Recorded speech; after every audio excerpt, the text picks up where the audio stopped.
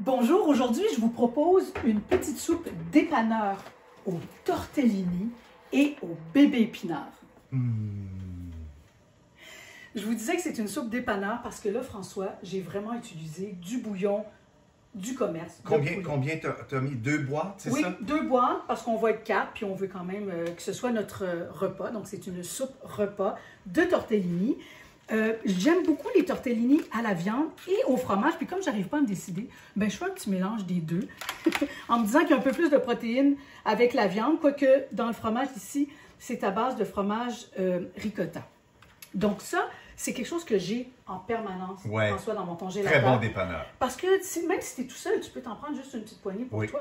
Donc, je te demanderais de jazzer un peu notre bouillon avec des croûtes de parmesan que je conserve à l'infini parce que c'est extrêmement goûteux. Puis même une fois que ça ramollit, moi, je les mange.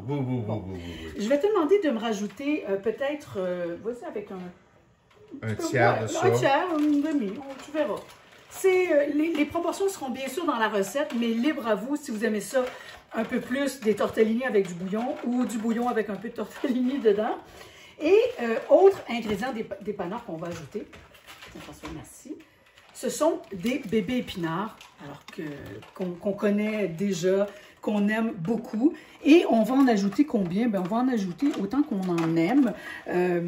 Encore une fois, ça peut être... Et ça pourrait être d'autres choses aussi. Ça pourrait être du chou kale que vous avez ciselé, un chou noir toscan. En fait, de la verdure. Je trouve que c'est une belle occasion d'ajouter du vert. Mais on ne va pas l'ajouter tout de suite. On va l'ajouter quand ça fera 10 minutes que nos tortellini cuisent et qui commencent eux aussi à remonter à la surface.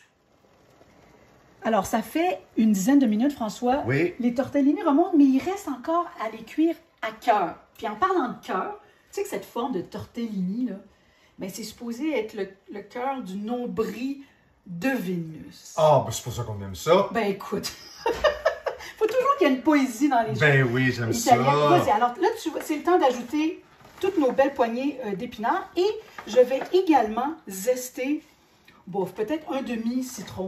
Oui. D'accord? Juste pour vraiment donner de la profondeur à notre belle soupe. Et je vais garder le citron parce qu'à la fin, quand ça va être le temps de dresser, on va rajouter également quelques gouttes de jus. Ça, c'est pour la fraîcheur. Et le jus de citron avec l'épinard, l'huile d'olive, tout ça fonctionne à merveille. Oh, ça sent déjà bon, hein? Allez, une autre petite minute, le temps que je prépare les assiettes. C'est beau. Oh, et voilà. Voilà, quelques gouttes de jus de citron. Et quand on l'ajoute à la fin, là, ça change tout. Oui, ça réveille tout, hein? Un peu en fait, un peu généreusement de parmesan. Dans la soupe. Ça, c'est rare hein, qu'on mange du fromage dans une soupe. Moi, j'aime beaucoup, beaucoup. Là, François, je vais te demander encore un petit peu de poivre. On en avait mis un peu dans le bouillon, mais... Certainement. Et vous prenez une bonne huile d'olive parce que là, la chaleur du bouillon va vraiment faire ressortir tous les parfums de votre huile d'olive. Merci, François. Ça va faire de jolis petits yeux à la surface. Oui, c'est vrai. Hein? Et là, tous les arômes de votre huile d'olive, ça peut être de l'artichaut, ça peut être un peu plus de foin coupé. Si vous avez une huile un peu plus piquante, vous allez le humer. Et tout ce qu'il vous reste à faire, mon beau François, tiens, c'est de déguster. Oh, maman. Et puis regarde ça. C'est terrible, ça. Hein? Une petite soupe dépanneur qui a l'air de rien, mais qui a beaucoup de gueule, je trouve. Et beaucoup de réconfort.